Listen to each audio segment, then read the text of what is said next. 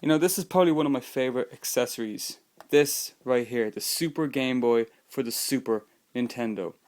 What it allows you to do is play Game Boy games, which R-Type is one of my favorites. Play on the top, and then this will go in the Super Nintendo if I had it here in front of me. Although the Game Boy Color games will fit, they just won't work for whatever reason. If you have a load of Game Boy Color games, Game Boy Advance games, this is considered useless. That's why you need to get one of these. The Game Boy player for the GameCube. And this is probably the biggest reason to own a Nintendo GameCube. Let's take a look at the packaging here. On the front you see you've got the GameCube, which is hovering in midair. On the bottom you've got the Game Boy player. This is where the Game Boy pack would go in. Now this works with Game Boy, Game Boy Color, the Game Boy Black cartridges, and Game Boy Advance games.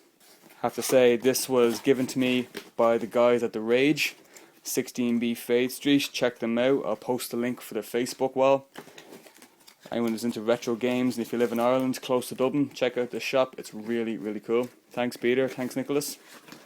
So in the box we have the boot disc, which is very important. I'll get to that later. Also we have some, one English instruction booklet, which is boring. What else we have here? Oh, we've got the main unit itself, and that's pretty much everything in the box. And there it is here, or here it is there. But here it is, the Nintendo Game Boy player. Smells funky. Has that new Nintendo smell. Here's where the high-speed port would go on the back of your GameCube. Let's take a look at how you would assemble this thing together.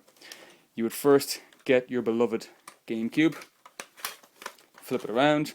Now there's 3 ports here. The serial port 1 was for the internet modem, which some games would allow you to play online, like Time Splinters.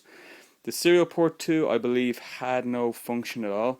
Nintendo just put it there just in case, but I don't think they released any add-ons. Don't correct me on that though. I don't think so. This is what we're interested here, the high-speed port. So remove the plastic shell, and then we would just, you know, like the birds and the beads, the man makes love to the woman, and it just sits on top like so. Now there's some screw-in ports as well too that you can, you know, screw them on, tighten them up. You don't really have to do that, but Nintendo advises you to do it. Screw them by hand, get a screwdriver, whatever. Not important. The boot CD. Now, I'm just going to say this for people that are interested in buying this thing. I got this in the box, so obviously I have it. But if you are looking for a Game Boy player, make sure it comes with this boot CD. And also, make sure it comes in your right format. If you live in the European Union, make sure it's PAL. If you live in Japan, make sure it's Japanese. And if you live in America, make sure it's NTSC. You don't want to buy one of these and realize 2 things. 1, hasn't got the CD, and 2, it's the wrong format. So just be careful. And these are pretty hard to find, so I believe. So you might have to buy. Here I've got my original GameCube controller and the external plug on the side of it. I even hooked up my Game Boy printer. Why? Because it has the plug, and I'm going to see if it works. So what I'm going to do is I'm going to plug in Super Mario Bros. Deluxe for the GameCube, and I'm going to play it with the controller and then with the Game Boy Advance of Super Mario Bros. Deluxe. So I'm going to see. You have a choice of using the D-pad or the analog thumbstick. I'm going to use the D-pad just for shits and giggles. So new, what the hell. Let's see how bad I am at Mario.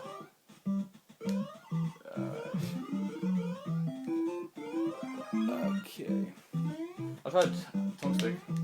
I spoke too soon. I was going to say that feels great, but I just died. It feels a bit awkward holding a GameCube controller. Now I'm not blaming the game, I'm blaming my own gameplay here. You see? It feels kind of weird. It goes automatically to Game Boy Player. So now it works with this, which is really cool. So I'll try with the Game Boy Advance because I think I'll be better than that. And the L no buttons just changed the aspect ratio. I'll leave it at small. Don't know why. I think I'd see it better. Already I have a better feel for this. I just have a better feel for the the Game Boy screen. See, I'm not really used to the Game Boy or the GameCube controller. I'm not saying it's a bad controller by all means. It's probably one of the most comfortable controllers I've ever played, with that and the PS1 controller. But I'm just not used to it, I'm afraid. But with the Game Boy Advance, I grew up with this, you know. What was I saying? Yeah. So anyway, guys, hope you enjoyed the video.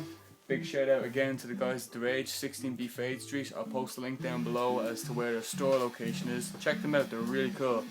Pretty much at least 60%, 70% or 80% of the stuff that I have here in this room I've got from those guys. Their prices are unbelievably great. Very, very cool stuff that they have. And they're always in supply of stuff, so check them out. And just as a thank you from the guys at The Rage, I printed off something very nice for you. The printer just fell.